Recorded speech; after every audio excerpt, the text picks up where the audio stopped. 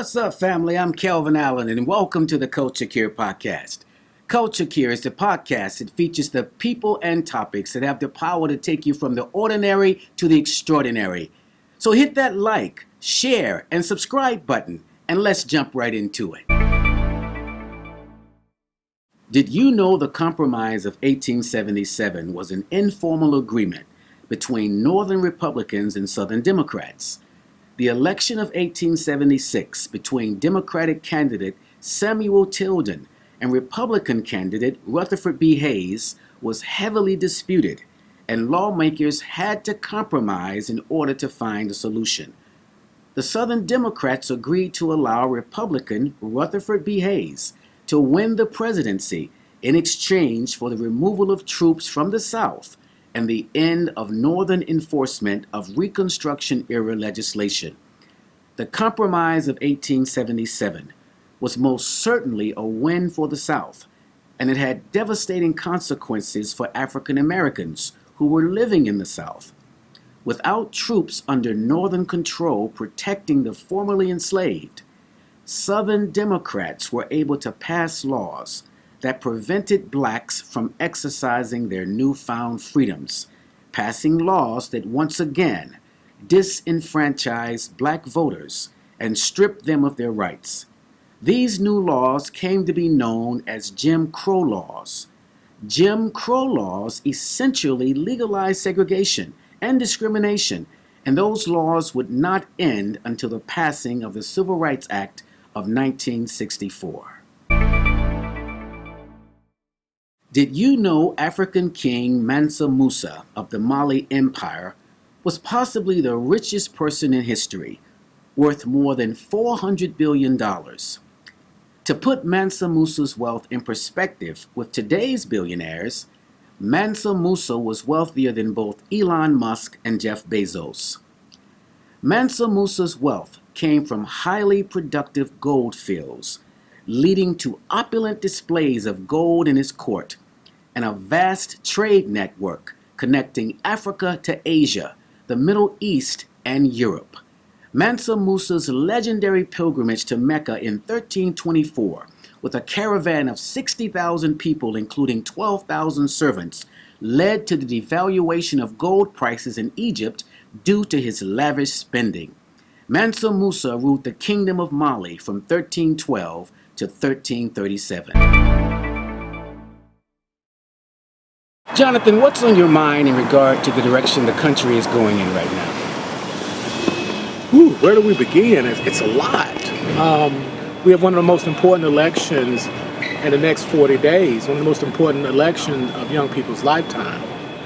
What's been on my mind is where we've been the last 24 years since the Bush-Gore election, in that in 2000 we went 6 months without a president.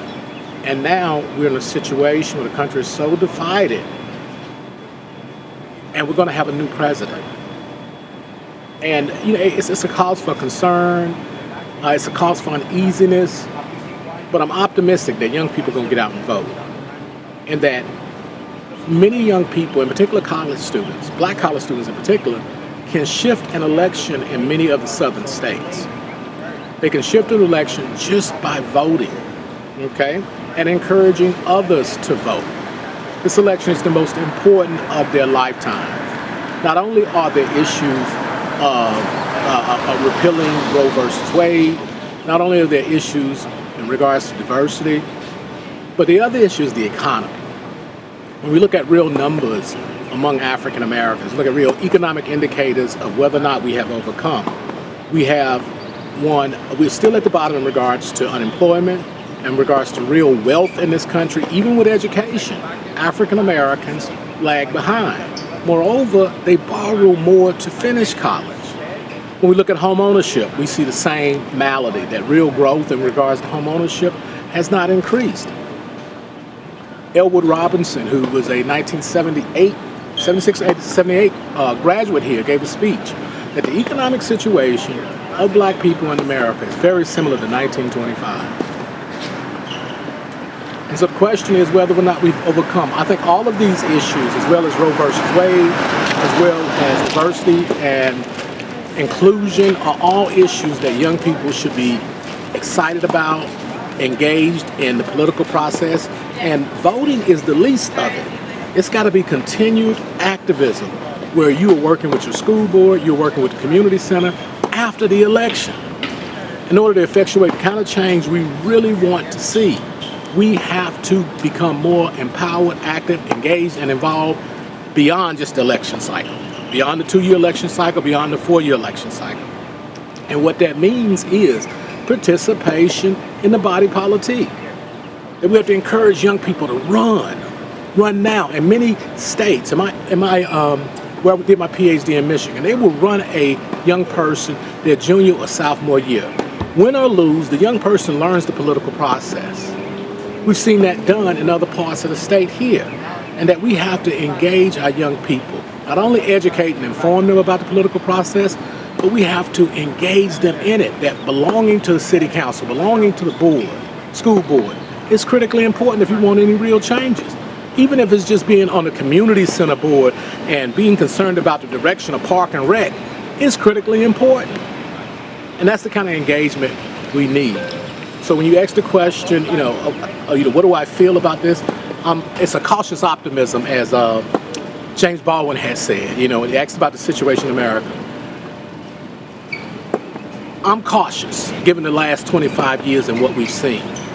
But I'm optimistic, because right now we have an electorate of college students and young people in this generation who can turn this election.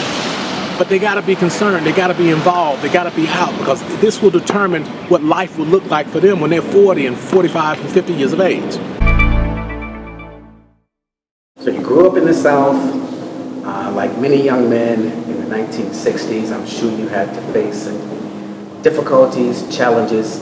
Tell me a little bit about your life growing up in the South and coming into manhood. It was a time of development within the segregated South, where community meant a great deal.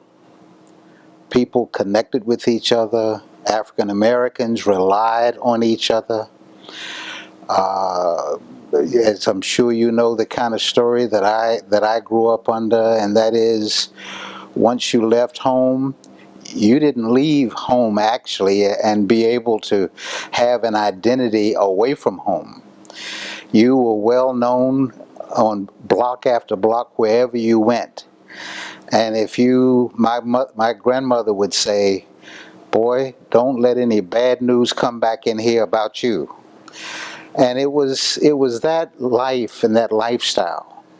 On the other hand, there were very significant racial issues, obviously, as me being born in 47 and coming into the quote-unquote hot 60s, the time of Dr. King and the civil rights marches, not only in the South but all over the country.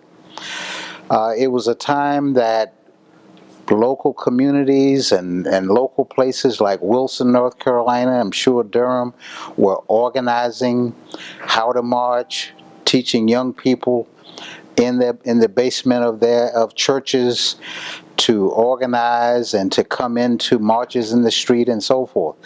I was a part of that. I've mentioned to you, and you know someone that went to NCCU here, both to undergrad and law school, but Congressman Butterfield. He and I were classmates. His father was very active and was a part of the organizing element. My grandfather was a deacon with his father in the same church in Wilson, North Carolina. The point being is, when marches would happen, I would be right there in the middle with G.K. Butterfield and other classmates and so forth, marching up to the theaters, wanting to get a ticket where we could be seated where the whites were seated, or marching up to restaurants, wanting to be able to not go in the back but go in the front, marching up to Woolworth's lunch counter, wanting to be able to be served there just like others, and so forth. So that was a period of challenge. It was a period of confrontation, both externally but also internally. Who am I? What's going on in my life, right? I remember when integration of the schools began, even though Brown versus Board of Education said that, schools could be integrated from way back, it certainly didn't start to happen until I was a senior in high school. But as a senior in high school, we began to be able to go to the quote-unquote white library in Wilson, North Carolina, to be able to go to access research information, to be able to access those catalogs that had the kind of information that our little tiny black library had no possible way to have any information like that.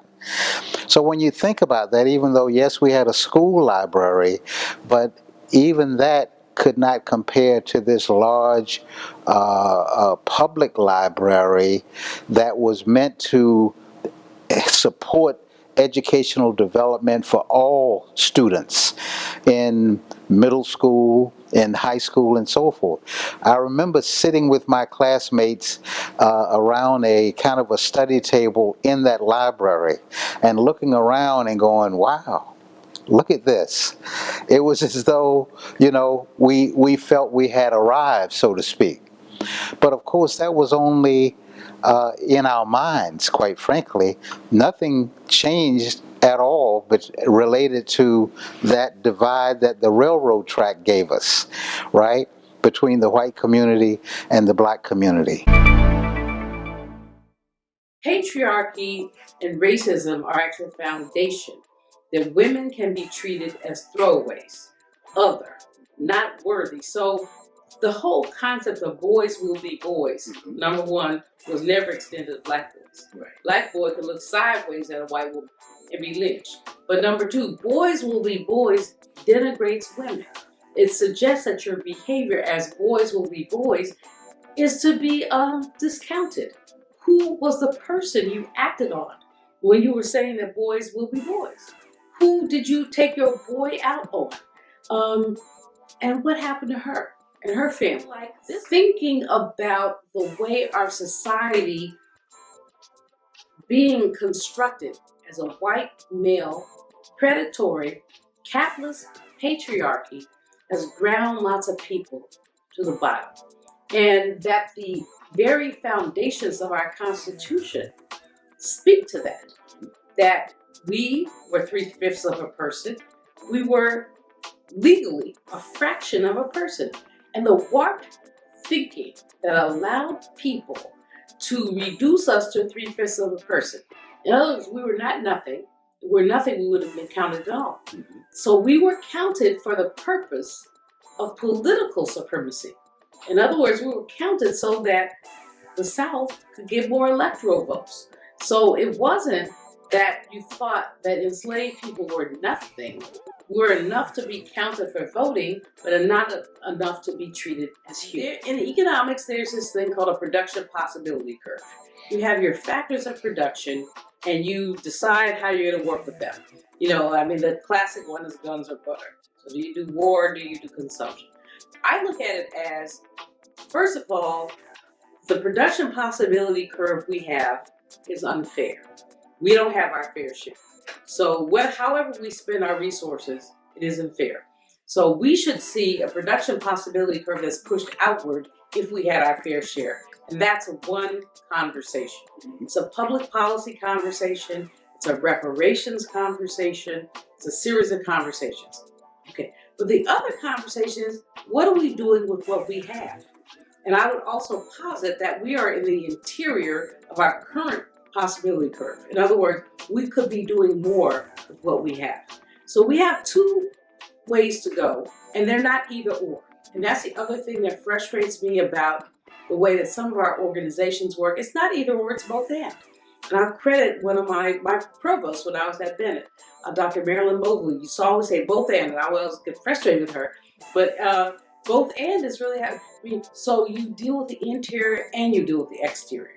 So the exterior is the public policy story that we must tell and must carry, that we must get our Congressional Black Caucus and others to do, to create legislation that makes us whole. Okay.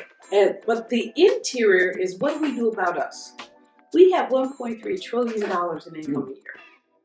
We only have less than $6 billion deposited in Black-owned banks. Less than 3% of our dollars are deposited in Black-owned banks. What's up with it? Do we really believe the white man's ice is colder? Perhaps. So while we have to fight for fairness, we also have to fight for mind fairness. We have to fight for basically a healthy mind that says we do deposit in Black-owned banks. We do business with each other. If we have $1.3 trillion, how come we have so little Black entrepreneurship? Many of us don't support each other. Now, there are lots of reasons, and there's history. White America played a number on us, and we have not begun to unpack. We do believe that the white man's ice is colder. We do believe that we get acceptance from going to places or doing things with white folks instead of our folks. We don't love each other as much as we should, because if we did, we would support each other more. If even 10% of our dollars went to Black-owned business, we would increase our own economic power exponentially. If even 10%, we don't even spend 10% of our dollars on each other. And it's challenging. See, if you swim in racist water, you don't realize that you're racist. You just swim in the water, you're a fish, you swim. You don't know what's happening. And so I think we swim in this water. We have been polluted by this water. We are products of a racist, predatory, capitalist system. And let me add gender to that too, because we have issues in our community around gender. So it's racist, sexist, predatory. And the predatory piece, Dr. King talked about, when you can thingify anybody. So when you have all that going on, we're not self-aware. And so you have a whole lot of Black people who are doing very well, but could do more for their communities. Or they belong to their sororities and fraternities and they tithe at their churches, but have they stepped out? And the answer is often no. And they're comfortable. A wise man once said, "It doesn't matter whether you're reading something old or new. What matters is that you're reading." With that being said, I'd like to share with you a book that I believe will be well worth you reading.